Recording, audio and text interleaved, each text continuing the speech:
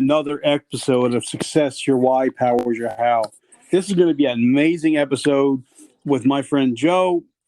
Truly amazing person, done some amazing things in uniform, even better things out of uniform. He's a speaker, he's an author, he got his own podcast, he's doing it all. And I'm so glad to have him. It's been a while since we tried to connect. We had some connection issues last time. That was all my fault. I apologize, guys. So, Joe, welcome to the show, my friend. How are you?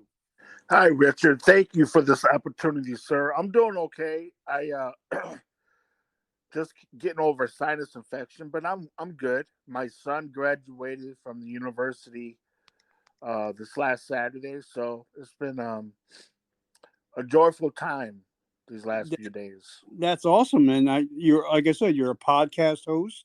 How's your podcast going? It's going okay, yeah. Slow but sure, right? And it's a wonderful experience getting the opportunity to meet more people out there, a lot of other veterans, etc. And what is the name of your podcast? Unshackled. I love it. I love it. I love it. And you're also an author of an amazing book, When the Dust Settled. Correct? Yes, sir. Yes, sir. So tell us a little bit about your backstory. Tell us where you're from. Tell us a little bit of what little Joe was like as a kid. Yes, sir. So, if I could, though, Richard, a lot of people ask, why do you write the book? And the book initially started as a journal. As a brand new father, I was still having some issues I was dealing with, and I discovered by writing stuff down, pen to paper, it was a form of therapy for me. And when I would read, I would read out loud what I had written to my wife, who she's probably read 1,000 books, no exaggeration. She loves to read. I would share some of these experiences that were pretty bad, and it's like I hit a brick wall, you know. And kind of, I would cry like a baby as I would read these stories because they were so awful. And I discovered that was helping me to heal, to continue to heal. You see, the scab has gotten ripped off over the years from time to time. And, I discovered by writing this journal, it's kind of helped me to kind of cope with life on life's terms. And she suggested I write a book because it can help so many people.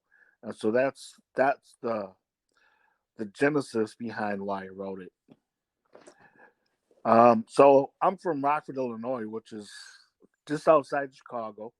And I was around 3.5 or so when my birth father left the family. He abandoned us.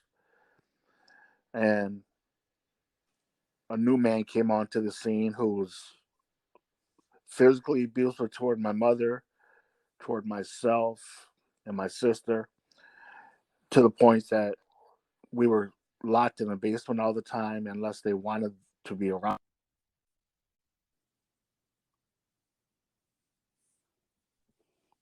If you let your phone go to lock or sleep mode, it cuts you off, just so you know.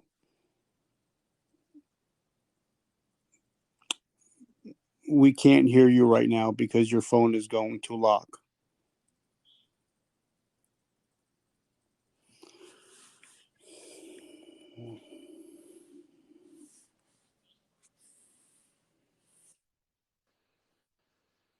Hello? I'm here. Hello? Yep. Yeah, you just can't let your phone go to lock or else it will cut you off. So I go to settings and, right? No, you get, like you said, or you can just keep touching your phone so it doesn't go to sleep mode. Oh, I get it. Okay, so where should I pick up at? You said your went through some abusive situations. Your mother was being abused. Yes. Okay, very good. So yeah, and I remember I never I was never hit or beaten by my mom or my birth father. We were dirt poor, but I felt we were loved and cherished. That all changed when my stepdad came onto the scene. And my stepdad would beat my mother, beat myself, my sister, and my brother Greg. And um, I was a reminder to my mom and my stepdad of my father. You see, I didn't know this until years later, but my stepdad used became a friend of my father's to get access to my mother, right? And what happened was I looked like my dad, I acted like my dad, I talked like my dad. And when my dad left, I didn't understand that. And I wanted my dad back. So I would inquire, when's he coming back? When's he coming back? And it got to the point that my stepfather hated me so much, he would take that out on my mother. And she, in turn, would take it out on myself. And that cycle continued. Fast forward, I was in third grade. I got my first job because my stepdad did not work. We lived in a project, very poor. And since I felt like it was my obligation, since my dad was not around and there was no support from him financially. So I got my first job sweeping a parking lot, and I would give the money to my mother. But it was, I guess it turned out I was trying to buy her acceptance, but it was never good enough. And my stepdad had two sons to my mom over the years, and my two youngest brothers, emulated me because I spent so much time with them. Their father was always running the streets, selling dope. He was a terror in the neighborhood, and he was a terror in our home. A lot of kids hated to go to school, but not me. I looked forward to going to school because at school I felt safe. I wasn't going to be locked into a room or talked about, beaten about, etc. And there was an after school program at a local church that I was allowed to go to. And I'd always try to find ways to stay longer to help clean up because I hated to go home. Because when I would go home, I never knew what I was going to face. For an example, I came home one time, and my stepdad was beating the life out of my mother. Or at least that's what it looked like to me. I mean, he's 6'5".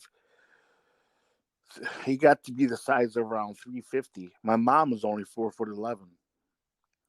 And he kicked her in the face, ripped her face open. And luckily his brother was there and was able to get him off of her. But those are the kind of scenes that I live with all the time. And there got to be a point in time where my mom and my stepdad decided they wanted to get rid of me because I was a thorn in their sides. And now, were you a good student? I was a good student, yes, sir. But I'm glad you brought that up, Richard, because there was a time that while in school, I was in second grade. Miss Coach was my teacher.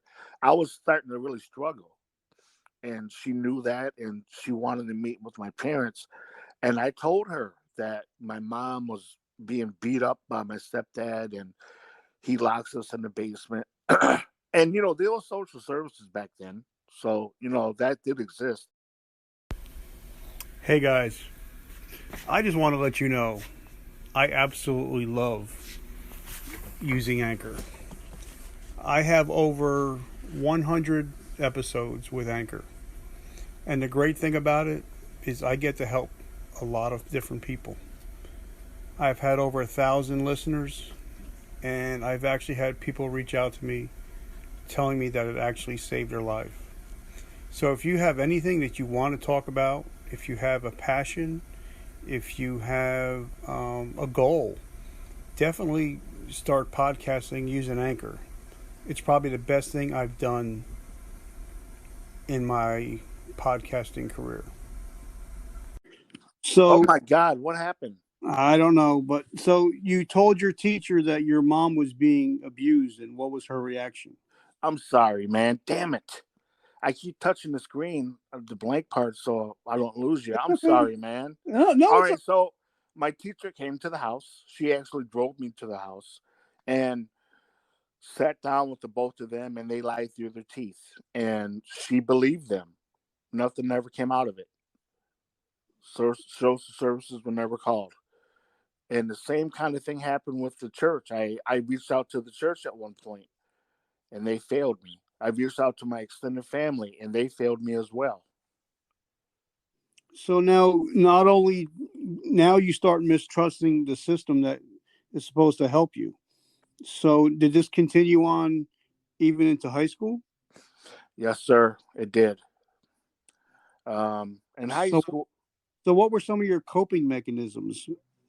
that's a good question. So in high school, I tried out for the football team, and I struggled with that.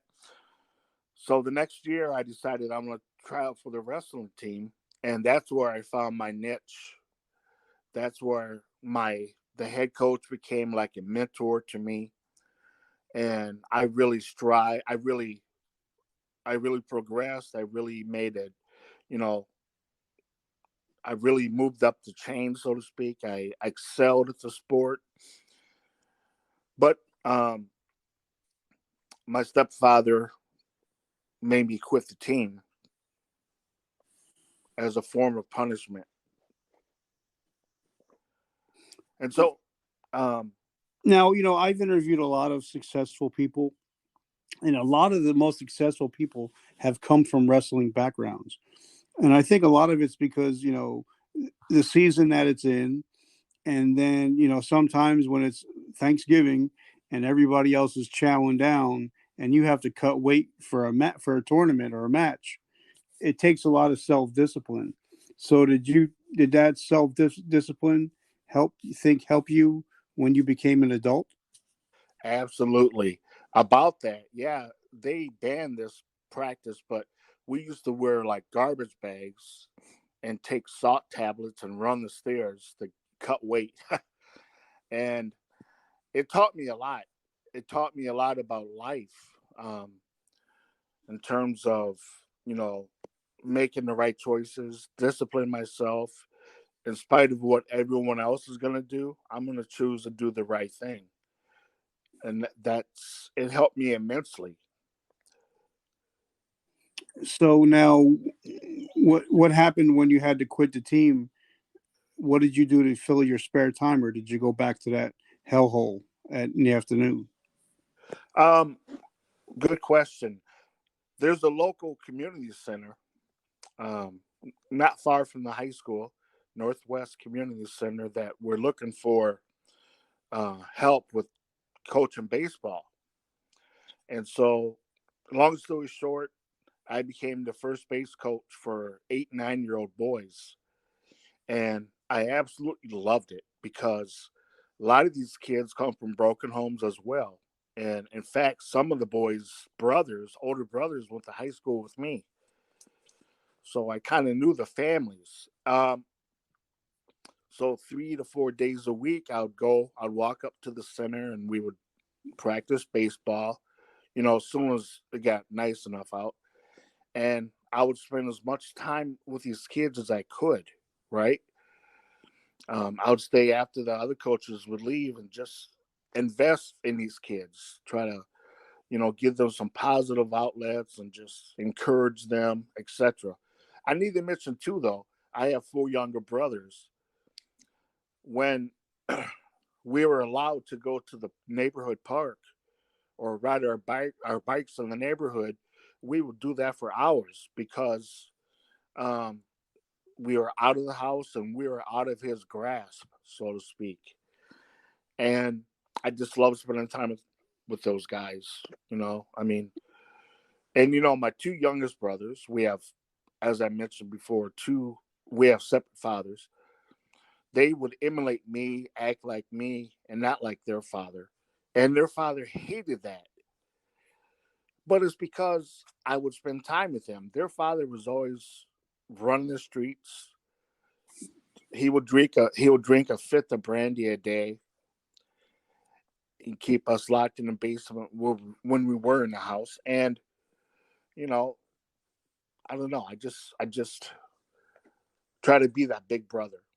All right, now I have a question because I found that when children grow up from an abused household, they can either go one or two ways.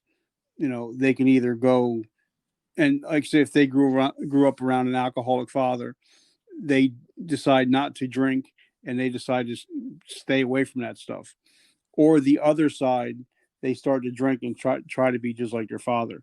So, how did you end up, and how did your brothers end up? Wow, that's a great question. Let me strike the stage by saying this. I'll never forget this day as long as I live. So my stepdad, I was washing dishes and he said to me out of the blue one day, he goes, "You're gonna be just like me." I didn't know what he meant. He smokes cigarettes like a fiend. He drinks a fifth of brandy a day. I'm like, I'm never gonna be like you. No freaking way. While in high school, I joined the Navy, delayed entry program. And, prior to going into the Navy, my grandfather, my dad's dad, was in Pearl Harbor. He warned me of the dangers of the military and, the reputation of the sailors and just any military drinking and partying, etc. And I promised him I would not do that because I grew up in that environment and I was so opposed to it. I saw the evils of alcoholism and whatnot. But when I went into the Navy, All right, that's so what I. let me before we get there, I want to ask, because I love hearing people's recruiting stories. So tell us about your recruiting story. Okay.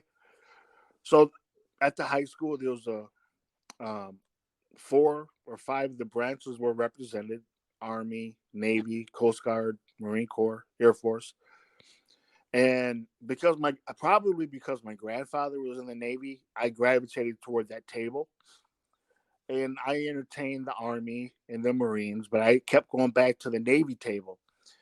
And before long, I was going down to their office all the time after school, and I would sit there and watch videos. Almost every day of the week, I'd go down there and watch videos, and I was eating it up, right?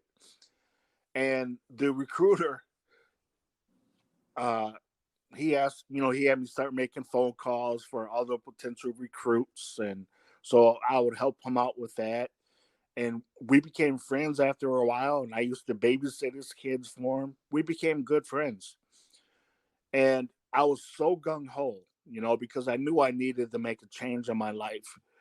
And I felt like my recruiter, his name was Andy Potenziani.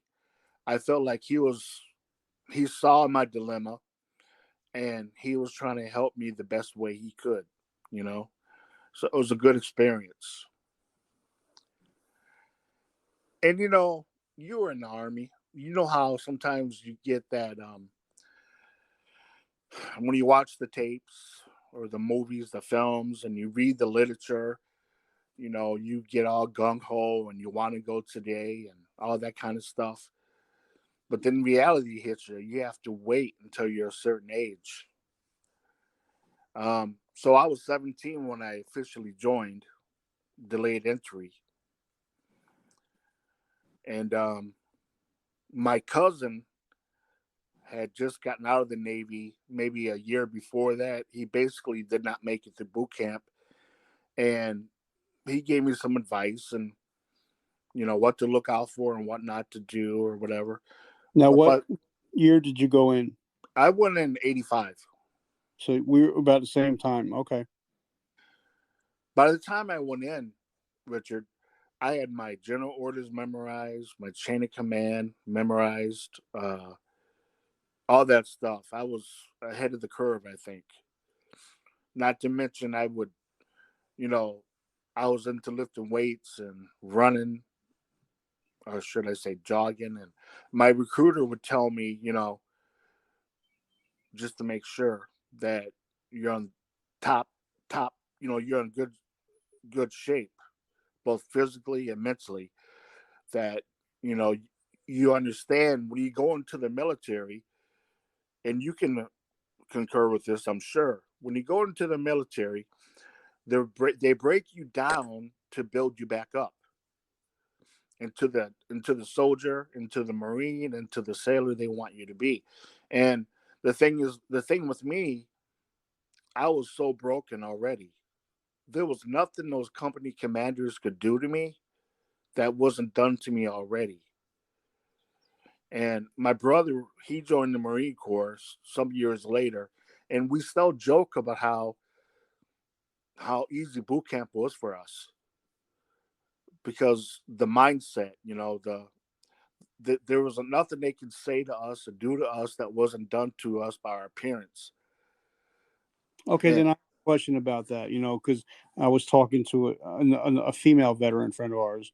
She was in the Navy also, and when she went to boot camp, and then when she went to her first duty station, she had a lot of guilt over not being able to protect her younger brothers and sisters. Did you go through anything like that? absolutely, absolutely, I did. Thanks for bringing that up. So my first station after boot camp, I went to Chicago in January. So you can imagine it was pretty cold.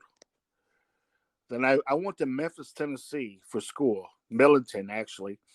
I was going to be a jet mechanic, but I was getting all these reports from home about all the terrible abuse that was still taking place. But at this point, my mom had left my stepdad, right? But the abuse, excuse me, the abuse my brothers suffered at the hands of my mother was worse than my stepdad. My sister was in college, so it was just the four boys at home. And I didn't know this at the time, Richard, but I had PTSD. I was dealing with anxiety and depression. And I discovered by drinking alcohol, it took away the pain. Because you see, I still had this baggage I was carrying around, kind of like a sea bag, a duffel bag, full of all these scars from my mom and my stepdad.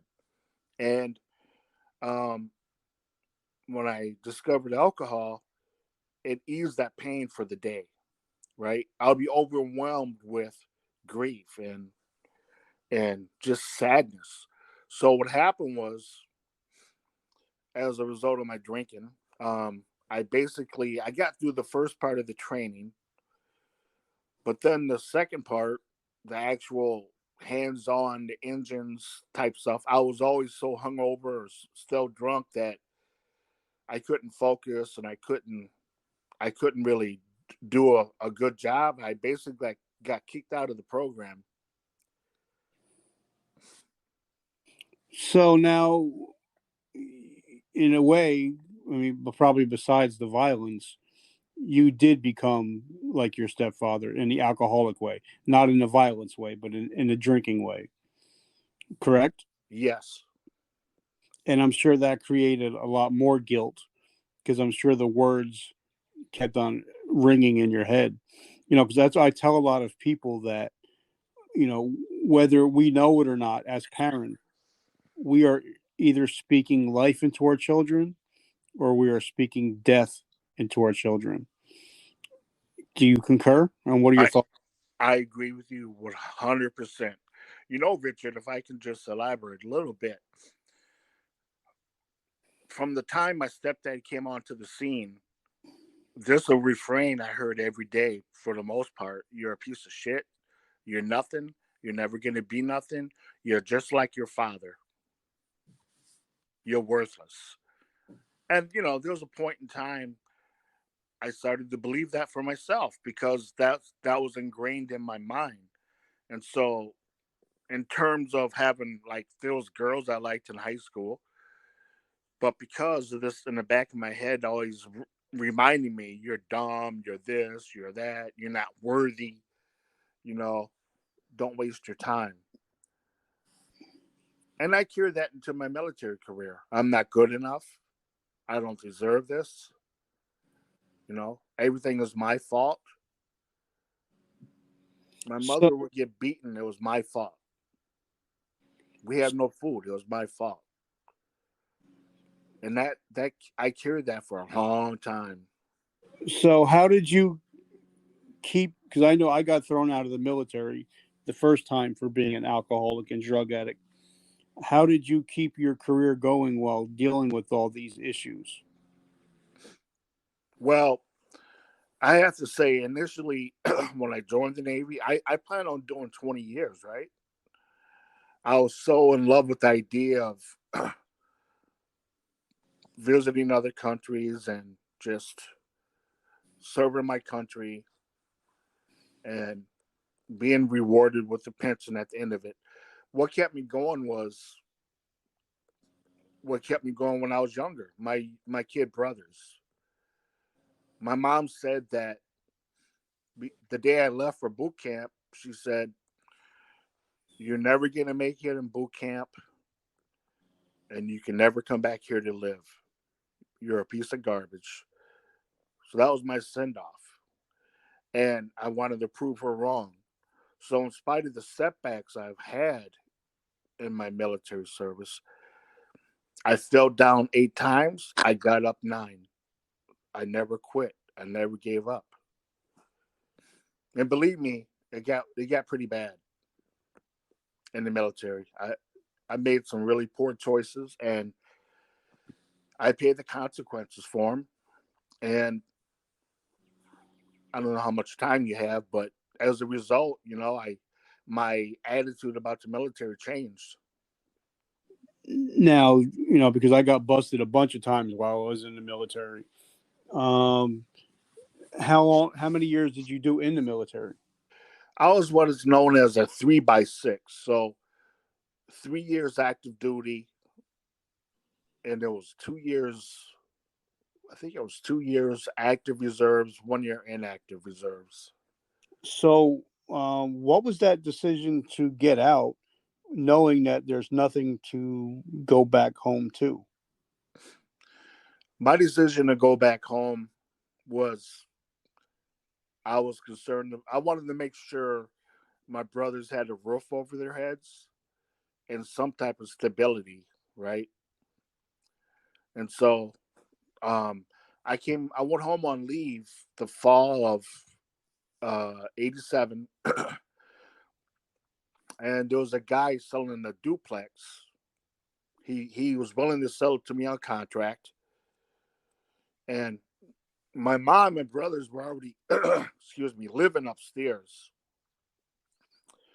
They were written from him, but they had moved since I've been in the Navy.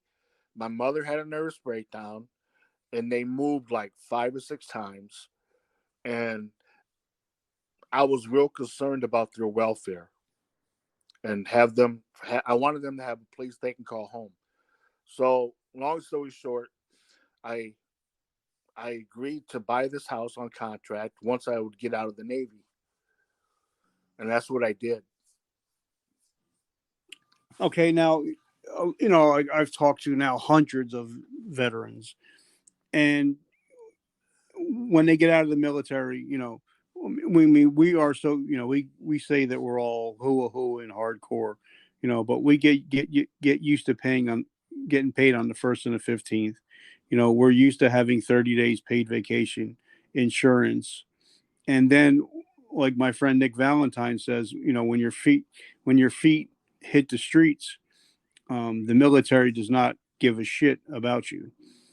And so now, not only do you not have a career, but you don't have any money and you miss some of the camaraderie. So, what was your transitioning out of the military like? That's so very true. Well, if I can back up and say, when I was in active duty, I was in this program. You might have heard of it. The only GI Bill I was eligible for was called VEAP, VEAP. So for every dollar I put away for education later, the military put in $2. So I had several $1,000s accumulated in this program. But when my mother had a nervous breakdown, my sister left college to go home, take care of our brothers, and I took that money out and sent it to her to help with my brothers. And I tried to re-enroll in the program, and they said I could not. So when I got out of the military, I didn't have any GI bills I could fall back on or utilize.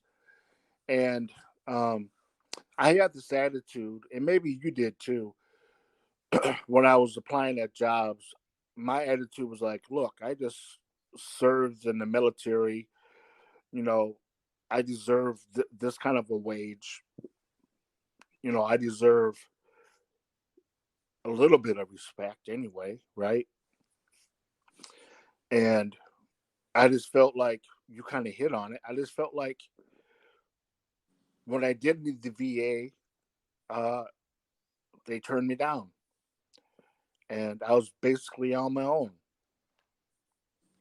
So what kind of job did you take? I got a job at a local airport that it correlated a little bit with my military experience. I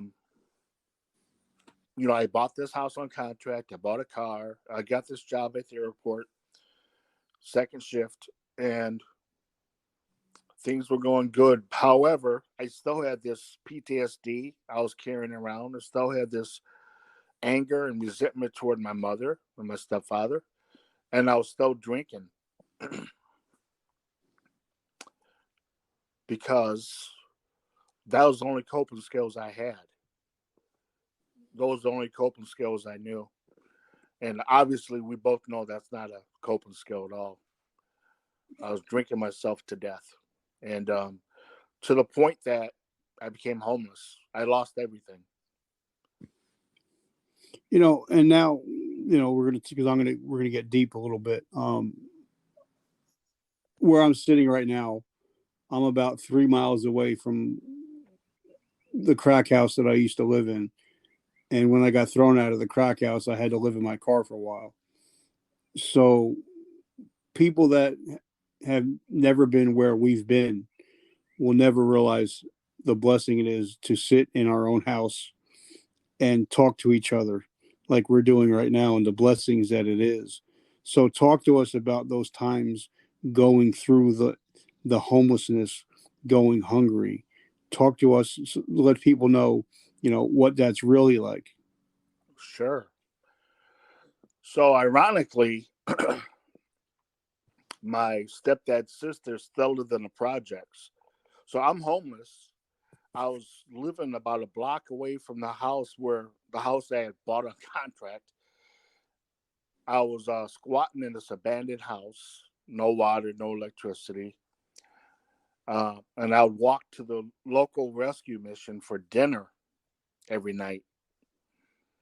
And I knew I had to try to improve my situation. So my step aunt still lived in the projects where I lived as a kid. And I talked to her and I asked her if I can live with her until I can get on my feet. And, I said, I apply for food stamps. I'll give you the food stamps and whatever else, whatever other aid I can get. And she agreed to that. And it was difficult because she had 2 small children and she liked to smoke weed a lot. And she didn't work in any of those types of things. So it was kind of I was always on edge, right, when I was there. It just made me think about just how low I've come.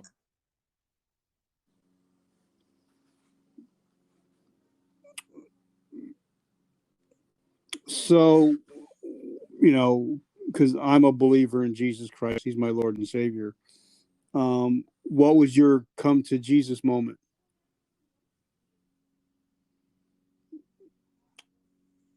Can't hear you, brother.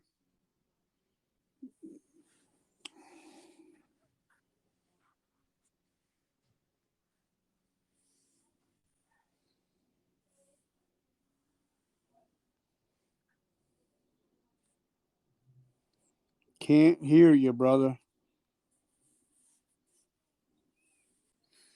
So, like I said, guys, we're talking about real life stuff. We're talking about, being homeless. Sorry, man. Hey, Okay. Richard. So at this point, you're homeless. going to the mission to get stuff to eat. So tell us, what was your, because I'm a believer in Jesus Christ. What was your come to Jesus moment? All right.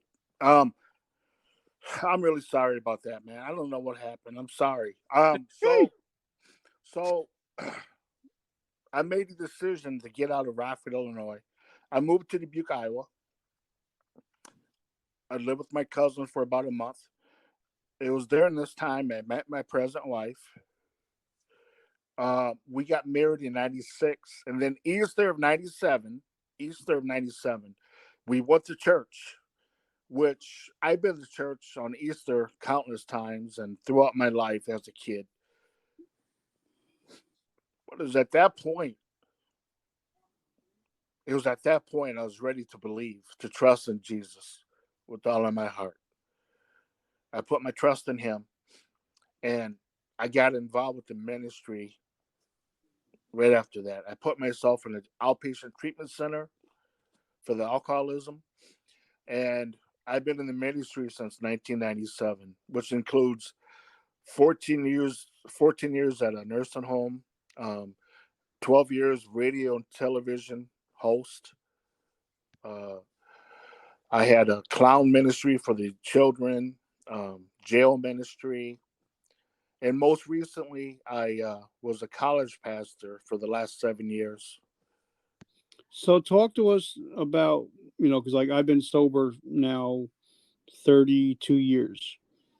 Talk to us, give our listeners that may be struggling out there, tell them what you did to start getting back on the right path. Okay, what I did was, my first step was realizing I had a problem. I got involved with the outpatient treatment program. I joined a local AA group, and I was going to meetings every day of the week, as my schedule allowed. I got a sponsor.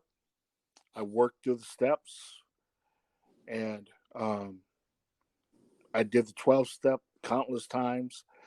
I learned how to make amends through going through the steps. And the most important thing, Richard, is this.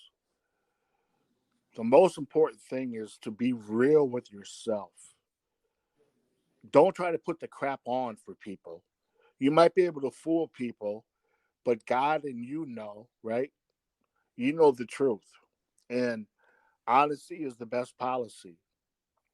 And when I've fallen short, I admit it. I alluded to something earlier how I said I fell down 8 times, get up 9. I I've always had this tenacity about myself. When I had made mistakes in my life, even as a believer in Jesus Christ, I'm not perfect, believe me. Instead of wallowing in the muck, that's what Satan wants. I clean myself. Actually, God dusts me off, cleans me up, and He sets me on a solid foundation. And He uses me. You know, Richard, you can agree with this, I'm sure. God takes our experiences, our personality, our background, and He uses it for His kingdom, for His good, right? Yep. And I had this mindset for a long time that I'm not good enough. I messed up too much now. God can never use me. And that's a lie straight from the pits of hell, point blank. And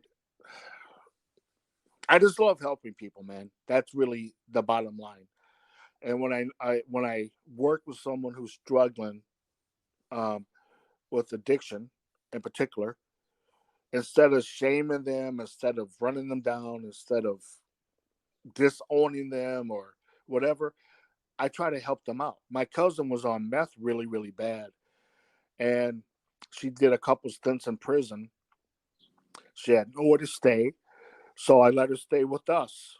It was only a one night thing, and then she was okay. But my wife was like, "Why did you let her stay here?" She had MRSA. I didn't know this at the time, but because I care about people, and I've been where she's at, and it isn't like I provided her with money to get more dope or I provided her with alcohol or anything because I didn't. In fact, she ate like 20 pancakes the next morning, believe it or not. She was starving. So I think what we all need to do, if we're not doing this already, is be that person that stands in the gap, that person that's willing to come along another brother or sister and help them up. Let them open up their hearts to you.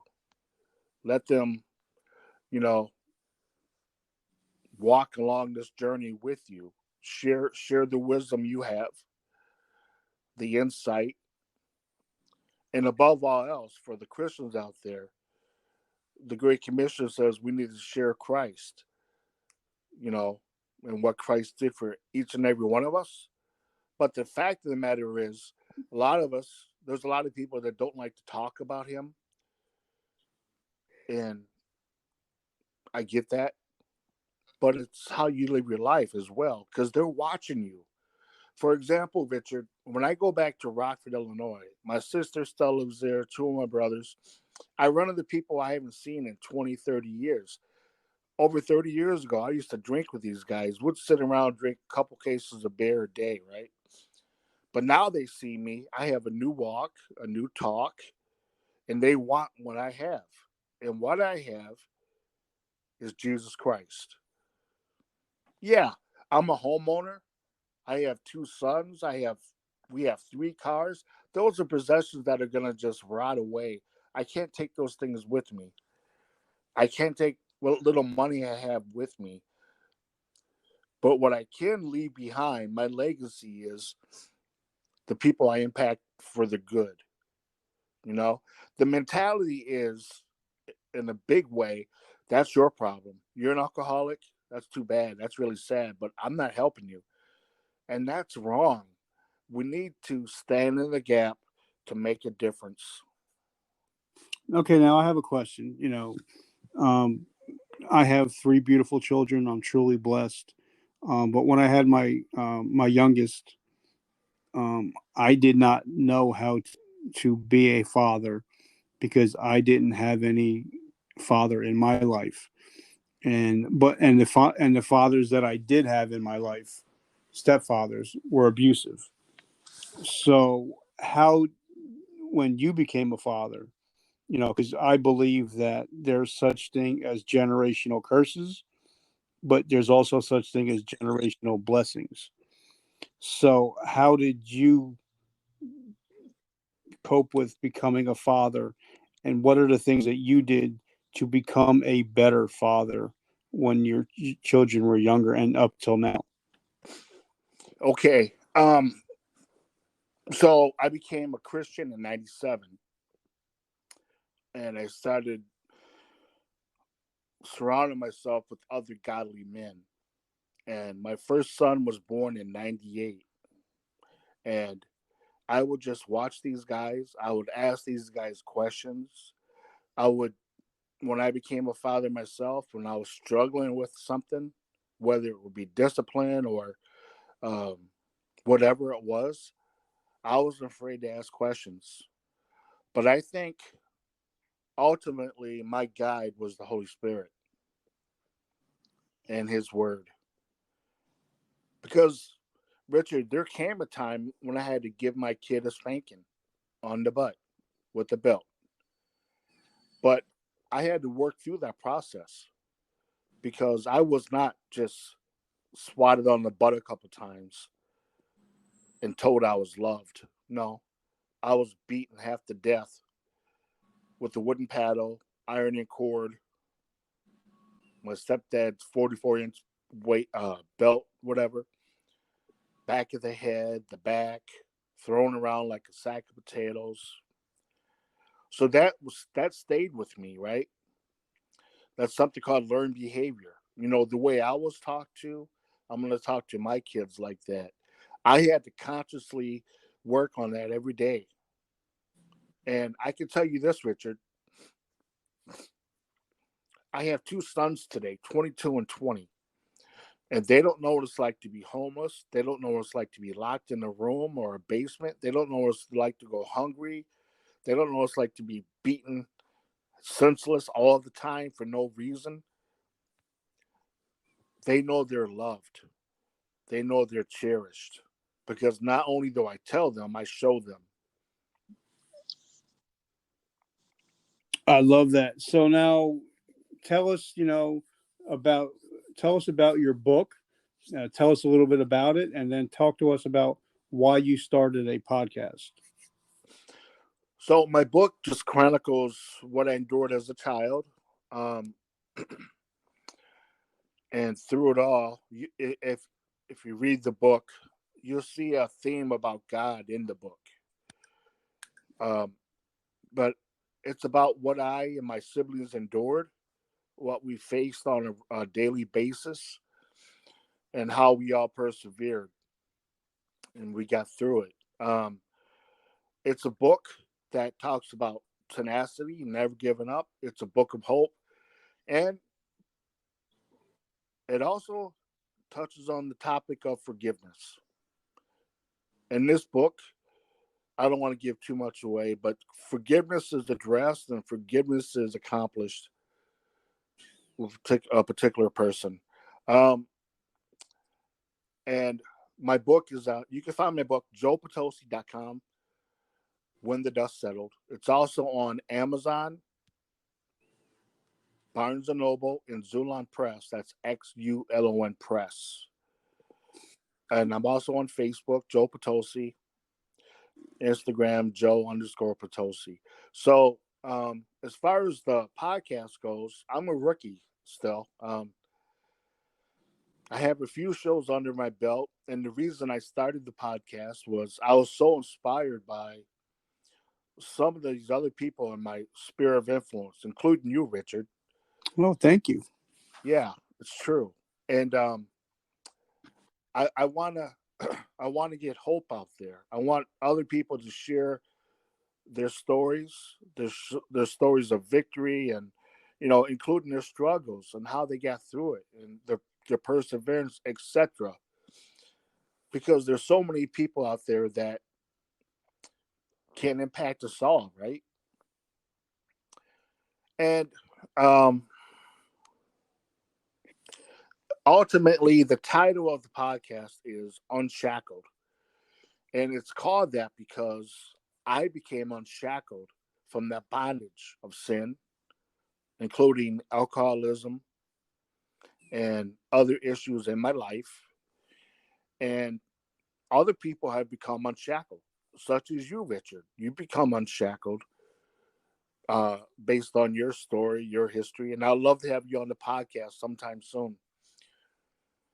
And it's on Anchor. And I just want to impact people. As I mentioned a couple times already, I love helping people, man.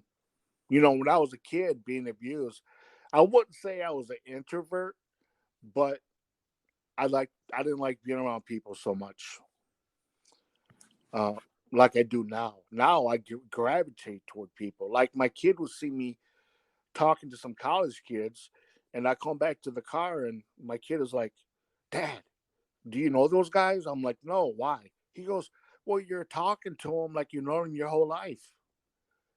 Because that's just the way I operate, I don't I care about people just that much. Now, when a person, of course, we're going to talk about some, when a person wants to change your life, something that I've learned from the program is there's three things you can do in the next 30 to 90 days to change your life. One is you have to write down all the people you've hurt and attempt to make amends to them. Second, you have to write down all the people that have hurt you and then ask for forgiveness. And then third, you have to forgive yourself for some of the things that you've done. Because, it's hard to run on a treadmill when you keep on putting bricks into that rucksack and the rucksack keeps getting heavier and heavier. What are your thoughts on forgiveness? Forgiveness is huge. Making amends is paramount. For me, I love how you said you have to forgive yourself, and I'll talk about that 1 second. But for me, finding the forgiveness for those people that have wronged me, in this case, my dad, my mom, my stepdad, it set me free. Um, they never came and said sorry, man. Just like Jesus did not wait for people to apologize before he died on the cross, did he? He died in spite of us, and he died for us, if that makes sense. So I discovered by forgiving those tormentors in my life, not only did it set me free, but it liberated me. But the bigger struggle for me was forgiving myself, as you alluded to. For an example, I never grew up learning how to fix things around the house. We had a leaky, I'll give you one example. We had a leaky kitchen sink. This is going back some years, but it's still relevant. And I took it apart, went to the hardware store, thinking I had the parts I needed. 6 trips later, I thought, I'm finally going to get it fixed. By the end of the day, it was still leaking. And I was beating myself up. And I'll never, ever forget what my wife said to me. She said, Joey, I can never be as hard on you as you are on yourself. You need to let it go and start fresh tomorrow. And that's when the light switch came on. And since that time, when I've made mistakes, whether at home or at work or whatever, I've learned to forgive myself, because by doing so, I'm letting it go. I'm leaving it at the feet of the feet of the cross, so to speak. Because I know when I don't, it's detrimental to my mental health. All right. So now, what I was thinking about, like me and my stepfather, we were at odds a lot, and a lot of it was my fault. And eventually, as I became a father and I became a man, like when I was a younger man, I was a head case. I would want to party all night, and not realizing that my father had to get up at 5 o'clock in the morning, work until 11 or 12 o'clock at night, and he was just trying to provide for the family. And so I had to go try to make amends and apologize. And eventually, like now he's suffering with pancreatic cancer. But we forgave each other. And even though it's not the best relationship, it's better than it was. Um, did you and your stepfather ever talk?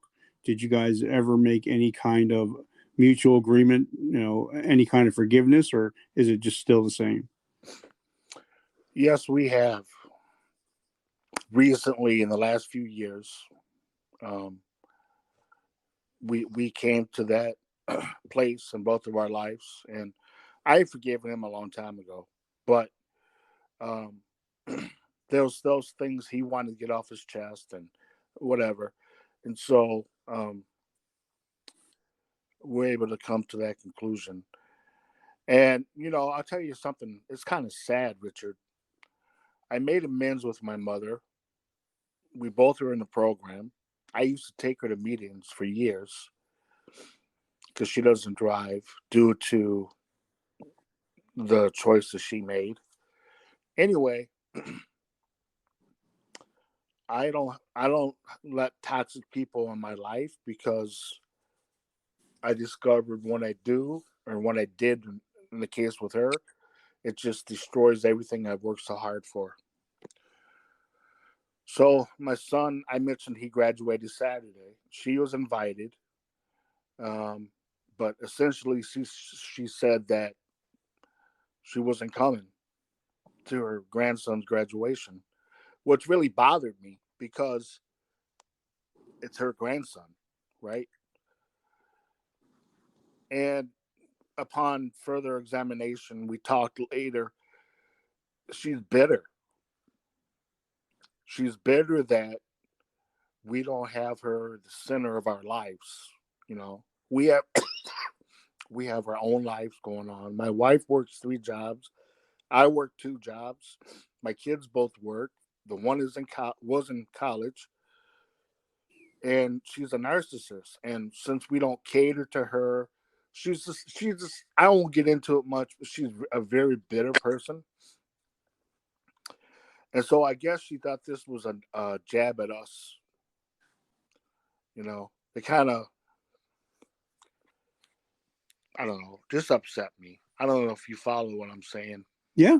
Oh, I get it. I get it. And but like they tell you in the program, not my circus, not my monkeys. I don't have to worry about it. I don't have to. I'm not here, to make you happy. I would love for you to be happy, but I cannot be the source of your happiness.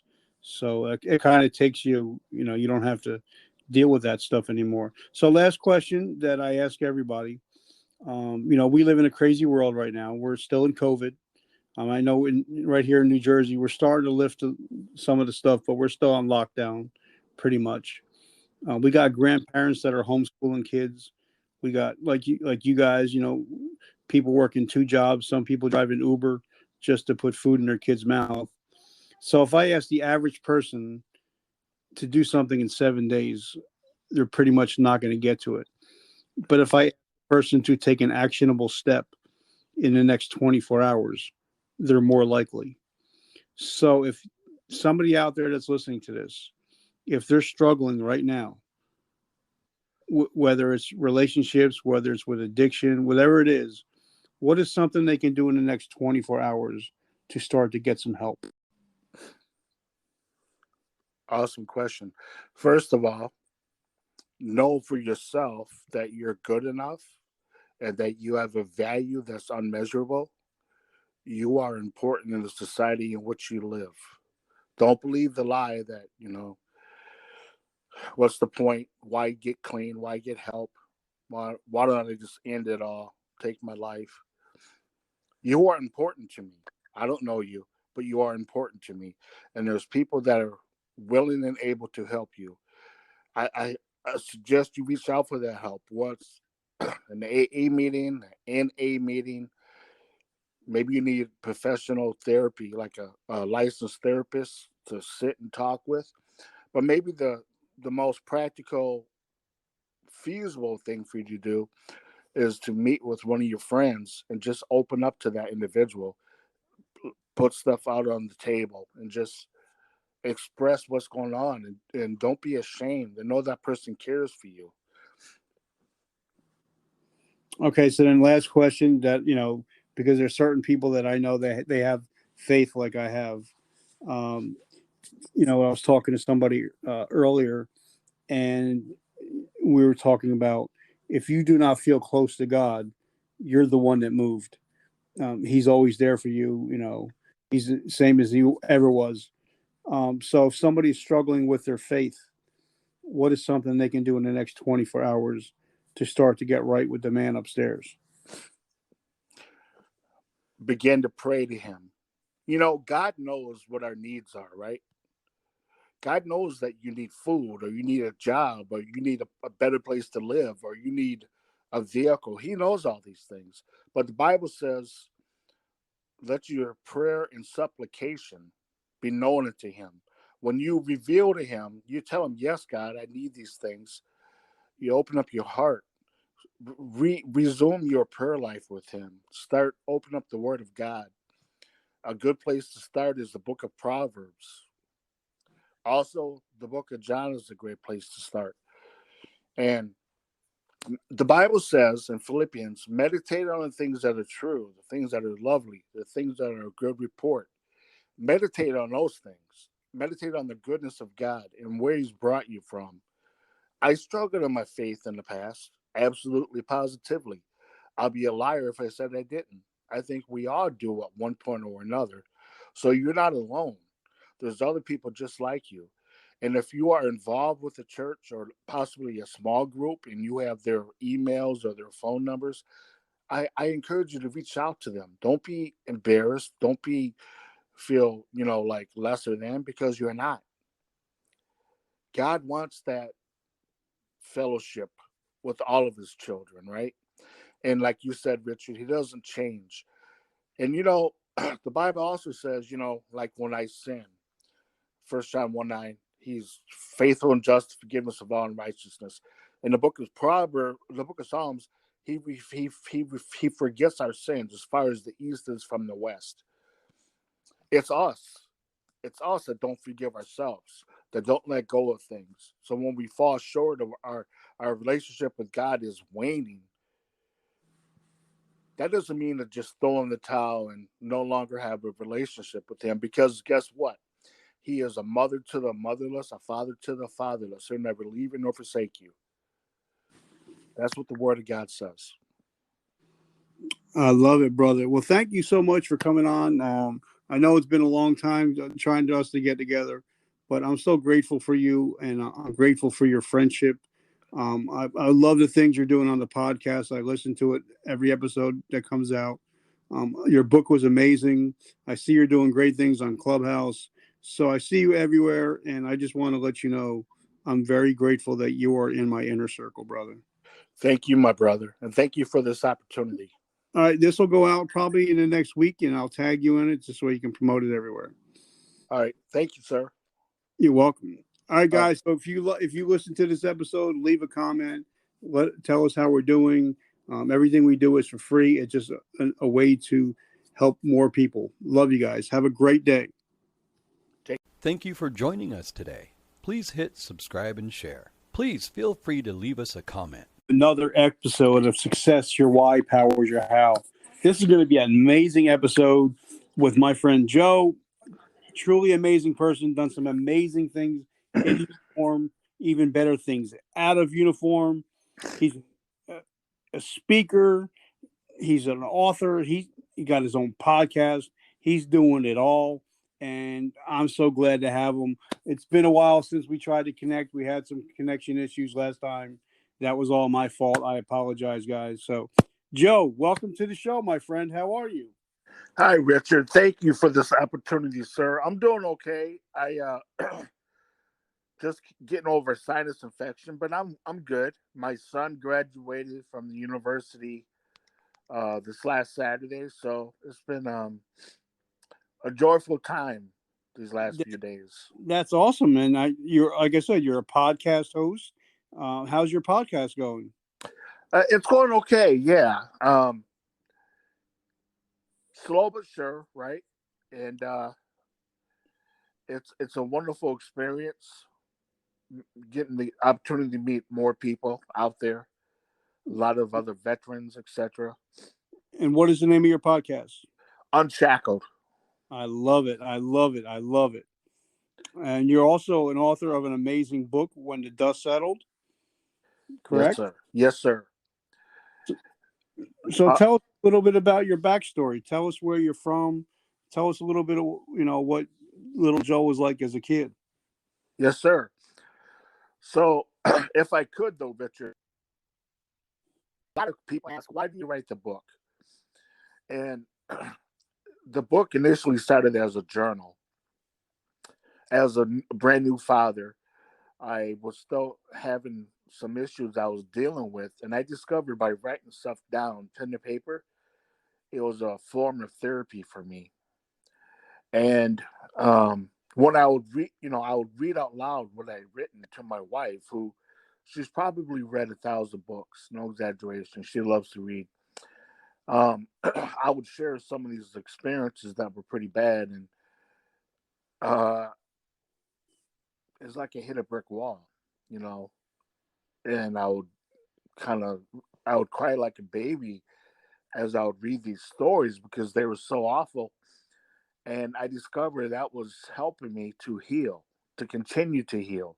You see, the scab has gotten ripped off over the years from time to time. And, I discovered by writing this journal, it's kind of helped me to kind of cope with life on life's terms.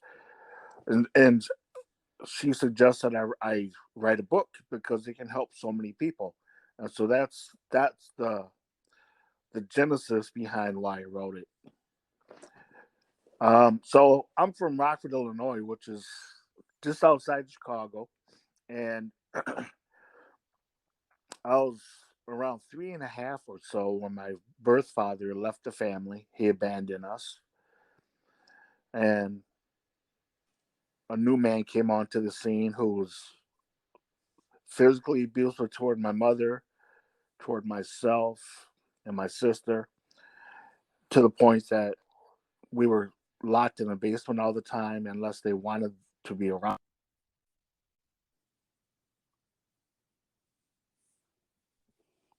If you let your phone go to lock or sleep mode, it cuts you off, just so you know.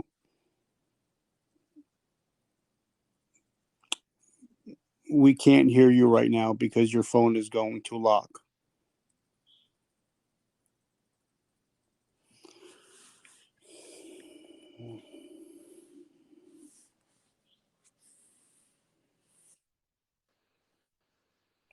Hello? I'm here. I'm here. Yep. Hello. Yeah, you just can't let your phone go to lock or else it will cut you off. So I go to settings and right. No, you can, like I said, or you can just keep touching your phone so it doesn't go to sleep mode. Oh, I get it. Okay, so I'll pick. Where should I pick up at? You said your went through some abusive situations. Your mother was being abused. Yes. Okay. Okay. Very good. So yeah, and I remember I was never hit or beaten by my mom or my birth father. We were dirt poor, but I felt we were loved and cherished. That all changed when my stepdad came onto the scene. And my stepdad would beat my mother, beat myself, my sister, and my brother Greg. And I was a reminder to my mom and my stepdad of my father. You see, I didn't know this until years later, but my stepdad became a friend of my father's to get access to my mother, right? And what happened was I looked like my dad, I acted like my dad, I talked like my dad. And when my dad left, I didn't understand that. And I wanted my dad back. So I would inquire, when's he coming back? When's he coming back? And it got to the point that my stepfather hated me so much, he would take that out on my mother. And she, in turn, would take it out on myself. And that cycle continued. Fast forward, I was in third grade. I got my first job because my stepdad did not work. We lived in a project, very poor. And since I felt like it was my obligation, since my dad was not around and there was no support from him financially. So I got my first job sweeping the parking lot, and I would give the money to my mother. But it was, I guess it turned out I was trying to buy her acceptance, but it was never good enough. And my stepdad had two sons to my mom over the years, and my two youngest brothers, emulated me because I spent so much time with them. Their father was always running the streets, selling dope. He was a terror in the neighborhood and he was a terror in our home. A lot of kids hated to go to school, but not me. I looked forward to going to school because at school I felt safe. I wasn't going to be locked into a room or talked about, you know, beaten about, etc. And there was an after school program at a local church that I was allowed to go to. And I'd always try to find ways to stay longer to help clean up because I hated to go home. Because when I would go home, I never knew what I was going to face. For an example, I came home one time, and my stepdad was beating the life out of my mother. Or at least that's what it looked like to me. I mean, he's 6'5". He got to be the size of around 350. My mom was only 4'11". And he kicked her in the face, ripped her face open. And luckily his brother was there and was able to get him off of her. But those are the kind of scenes that I live with all the time. And there got to be a point in time where my mom and my stepdad decided they wanted to get rid of me because I was a thorn in their sides. And Now, were you a good student? I was a good student, yes, sir. But I'm glad you brought that up, Richard, because there was a time that while in school, I was in second grade. Miss Coach was my teacher. I was starting to really struggle, and she knew that, and she wanted to meet with my parents. And I told her that my mom was being beat up by my stepdad, and he locks us in the basement. And there were social services back then, so that did exist.